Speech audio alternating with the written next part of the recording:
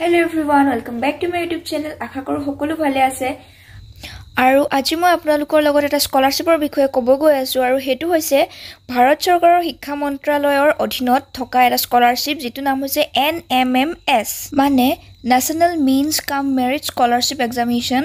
আৰু এই স্কলাৰশ্বিপটো পাবৰ কাৰণে আপোনালোকে এটা বৃত্তি পৰীক্ষাত উত্তীৰ্ণ হ'ব লাগিব আৰু সেই বৃত্তি পৰীক্ষাত উত্তীৰ্ণ হোৱা পৰীক্ষাৰ্থীয়ে বছৰি 12000 টকাকৈ স্কলাৰশ্বিপ লাভ কৰিব পাৰিব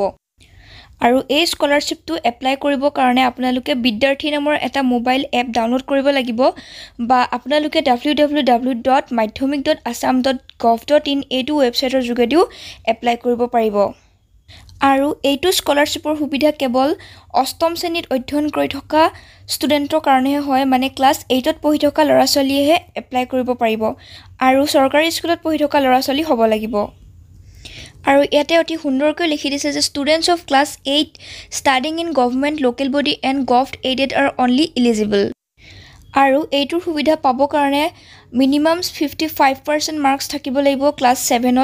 কিন্তু এছচি আৰু এছটি কাৰণে 5% লেছ কৰিছে মানে 50% মাৰ্কছ থাকিলেও এছচি আৰু এছটি ষ্টুডেণ্টছবোৰে এপ্লাই কৰিব পাৰিব আৰু যেহেতু এটো স্কলাৰশ্বিপ আপোনালোকে 4 বছৰৰ কাৰণে লাভ কৰিব তো সেই কাৰণে এটো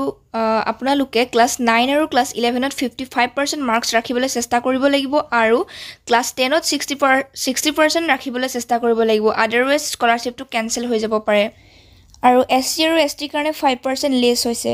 আৰু এটো স্কলাৰশ্বিপ লাভ কৰিবৰ কাৰণে ফ্যামিলি ইনকাম 1.5 লাখতকৈ বেছি হ'ব নালাগিব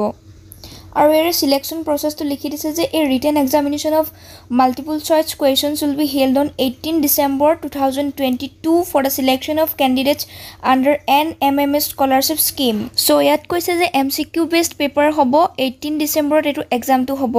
আৰু the question paper will be in both Assamese and English mediums only আৰু ইয়াৰে প্ৰিভিয়াস ইয়াৰৰ কোৱেশ্চন পেপাৰ আপোনালোকে বিদ্যাৰ্থী এপটোতে পাব পাৰিব আৰু এক্সামত দুটা পেপাৰ থাকিব এটা হৈছে মেন্টেল এবিলিটি টেষ্ট আৰু এটা হৈছে স্কলাস্টিক এপ্টিটিউড টেষ্ট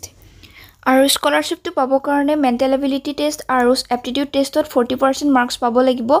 আৰু এছচি আৰু এছটি ষ্টুডেণ্টছবোৰে 32% মাৰ্কছ পালেও কনসিডাৰ কৰিব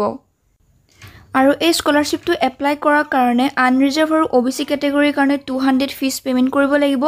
এছচি আৰু এছটি সকলে 180 আৰু পিডব্লিউডি সকলে 175 रुपीस পেমেন্ট কৰিব লাগিব